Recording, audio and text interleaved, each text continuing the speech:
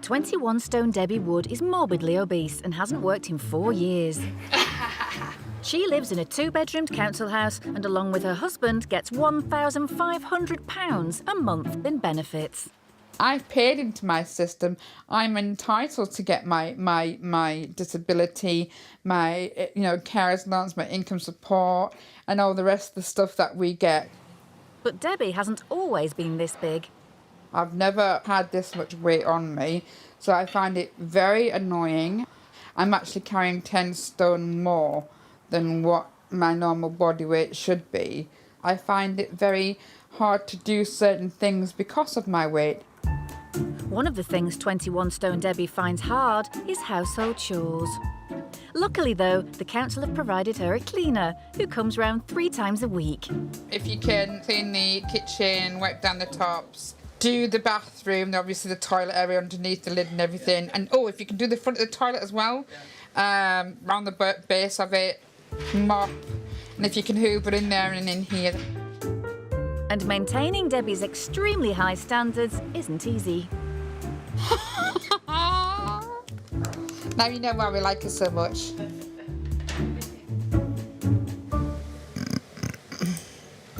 As well as Debbie's cleaner, her husband Steve has found his calling as her full-time carer. Steve does get an allowance for caring for me. It's not a great deal, but it is enough to help her out a little bit. Well, me and Debbie met through a mutual friend on Facebook. Her friend, she basically posted Debbie's number saying, for a good time, call this number. And from that one little comment, it led to this. Take that out, take all that out, take the shelf out and wash it properly. I just said take it out and put it on the shelf. To me, marriage and caring, they go hand in hand anyway. That's what marriage is about. Take out the actual shelf itself and wash it in the sink and get on a damn sight better that way. Being Debbie's carer is such a 24/7 job. The job centre do sort of leave us to it, and I've only ever had like 2 appointments in the last 2 years I've had to go to, so. Watch the eggs. Why are you putting them there? You know the door's going to swing back and I ain't going to stand here and hold the door because I'm in pain, thank you. Yeah, I'm going to hold the door. I know what I'm doing. Although husband Steve is university educated and is fit enough to work, the state have paid him to be her full-time carer for the past year. Because I'm always having to think a few steps ahead. What might she want next? Where's my glasses? They are... I'll do it. Ugh. I knew straight away it was going to be vile. 32-year-old Carl Thompson has not left his flat in Dover in over a year. He's too heavy to walk or even to stand. He lies with just a sheet draped over him, completely bedbound. At 65 stone, he's Britain's heaviest man. His colossal weight puts huge pressure on all of his organs. His size affects his speech and his breathing. How does it feel to be known as Britain's fattest man?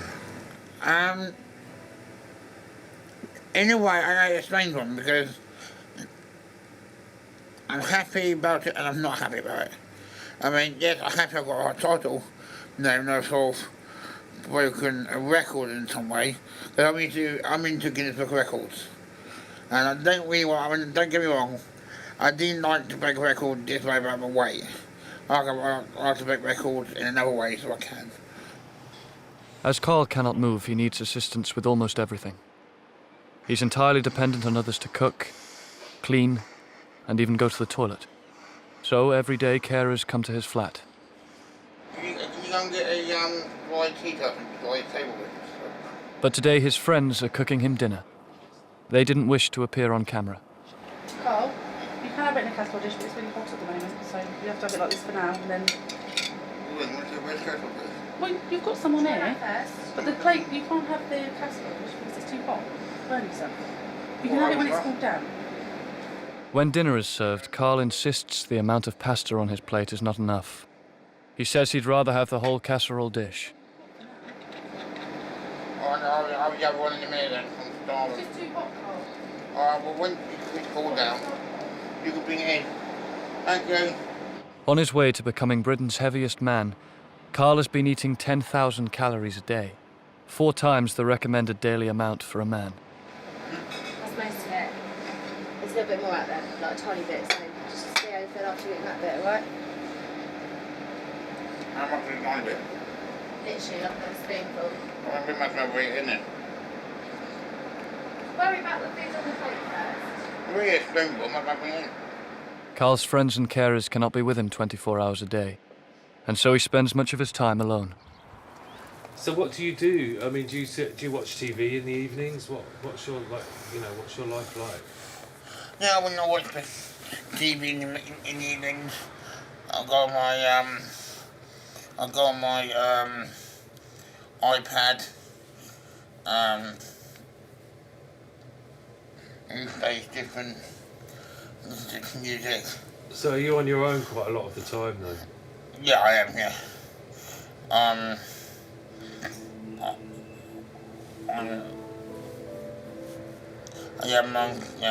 am. I'm alone for a lot of time. Carl lives in a 1-bed housing association flat and receives around £700 a month in benefits, much of which he spends on food. He gave his local takeaway a door key so they can deliver right to his bed. Murdoch, the owner, estimates that Carl has spent £22,000 on fast food over the last 6 years. This is the meat lasagna, and he was having it eat sometimes beef lasagna and sometimes vegetable lasagna, chicken wrap, potato wedges, double cheeseburger with lots of mayonnaise, top of burger sauce to go with it. And sometimes he was ordering twice a day. Once 5 o'clock, then one 11 o'clock. He was ordering ice cream.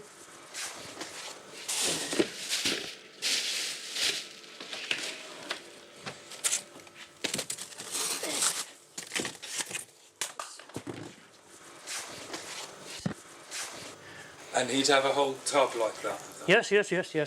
Every night, 2 of the ice cream. I was buying a lot of chocolate and vanilla just for him, because that was his favourite one.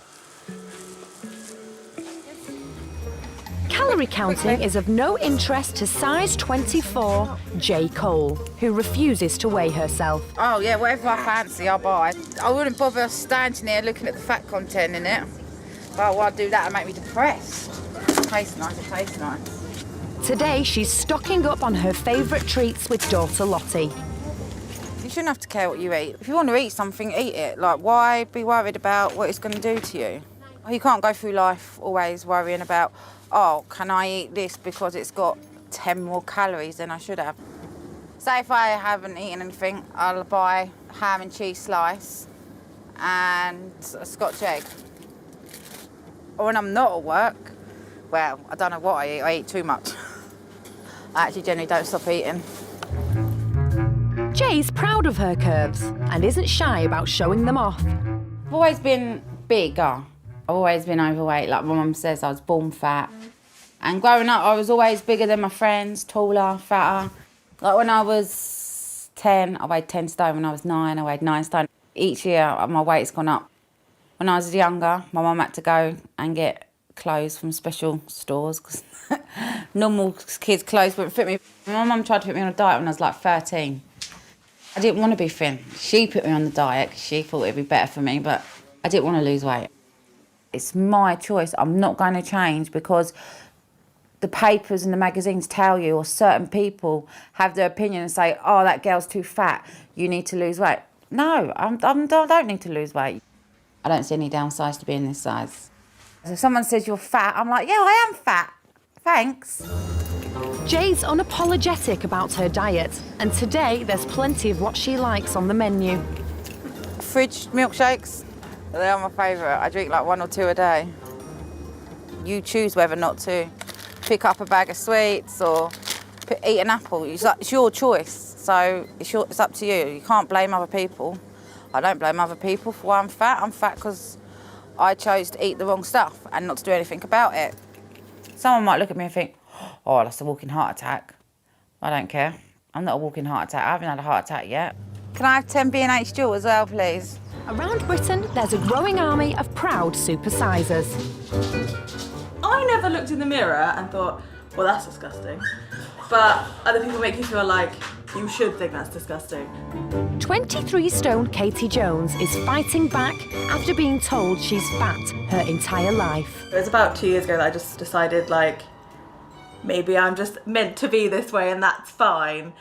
And everyone else can think what they want, really. Today, Katie's at her local pool where her voluptuous curves make a big splash. I really like swimming. I've been swimming since I was a child. I would say it's like the sport that I'm best at, because I float. People like my friends and stuff are like, so you're doing it to lose weight, obviously, like how much weight have you lost? I was like, can I not just swim because I like swimming? I just love being in the water and stuff. I just love it.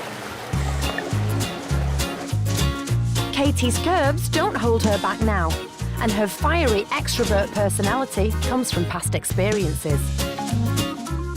I've always been the chubby one of the group. I remember things like being in the lunchroom and stuff and like boys throwing food at me and stuff like that, because people made me feel like I was this huge fat mess. I sort of lived that lifestyle. So now Katie shows off her body to the world via YouTube, actively encouraging others to be fat and proud like her. I want the people who bullied me to see where I am now. I make the videos that like I needed to watch when I was younger. So I want all my fellow fatties to show off their best bits. Don't be afraid of your body, you know. Walk around the house naked. Do whatever makes you feel sexy. And I said to her, I was like, I'm really sorry about my fat ass. I don't know if people, when they see that they've got to sit next to me, are like, oh no. Because, you know, I'm a wide load. Fat people are really the ones who are victimised. There's like the Katie Hopkins who are bringing down the fat people, but I don't think there's an equal fat person to fight for the fat people that we have in England. As we're the, you know, second fattest country, we should probably have our own people to look up to. When fat things are thrown around, it's always a fat bitch. She's such a fat bitch. Why? Why? Fat, yes. Bitch. Why does that make me a bitch? It's not like I've stolen my food from orphans. I just think the word fat is a descriptive word. It's just the same as saying that I'm blonde or short or whatever. I'll tag my Instagram pictures with the word fat or whatever. People be like, oh, you're not fat, or why are you putting yourself down? It's like, I'm not. I am fat. Like, that's not being around the bush. It is what it is. I have a fat ass. A hotel I went to recently, it had a complimentary bathrobe. That didn't fit me. And the bath towels. Bath towels don't go all the way around. Someone commented on one of my videos calling me a whale, and then someone trying to, obviously they were trying to defend me, said actually some people like whales. I thought, okay, I see where you're coming from, but you're still calling me a whale. Terry Noble weighs in at a whopping 30 stone, but is super proud of his super size. I've been overweight throughout most of my childhood. I've been called fatty, been called huffalump. If you're this size and you're happy, well, you know, what's the problem? While fat insults don't bother Terry, his super size has a big impact on his daily life. The bed I had specially made, because I used to break the small ones, like the small divan ones you get. If you sat on them heavy, the wood used to go on them, so they didn't last very long. So I've had it custom made. And it's not just Terry's bed that affects his sleep. He has a condition. They found I was borderline sleep apnea. When you're over a certain size, they say it's like because your airways get blocked when your head's like that. In the night, you stop breathing. So put that in there. I have got a mask. It just sits over your face. These are shoes that I've had to wear from the hospital, specially made to fit. They're extra wide as well, because I've got such a wide feet and high instep. My mum actually makes my clothes, my t-shirts and everything, because even like the 2-3XLs don't even fit. They should be catering for bigger people, because I'm not the only one. It's another one that my mum made. I've got some of them. I've got matching shorts to go with them. But the cool clobber his mum's made him isn't the only thing camouflaged at Terry's house. This is the living room. As you can see, I'm a bit of a hoarder. Just normally chill out, watch TV, play the Xbox, just tidy up. In my hoarding, I've probably most of my life I've had a problem. I don't know where it comes from. It is hard to throw things away. And Terry has found an inventive way to access those hard-to-reach places. It's a grabber. If something's sort of fallen down and it's sort of in a hard-to-reach place, usually this will sort of get there and pick it up. I've got on my toilet 2 bars. When they're down, they're just supposed to give you support to lift off.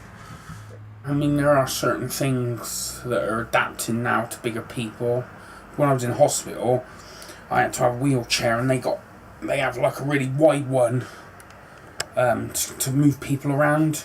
And I noticed sort of recently they've had more of them wheelchairs as well. Where I was in, they only had one. It was like a fight sometimes to get hold of it. Click on screen for more videos of extraordinary humans.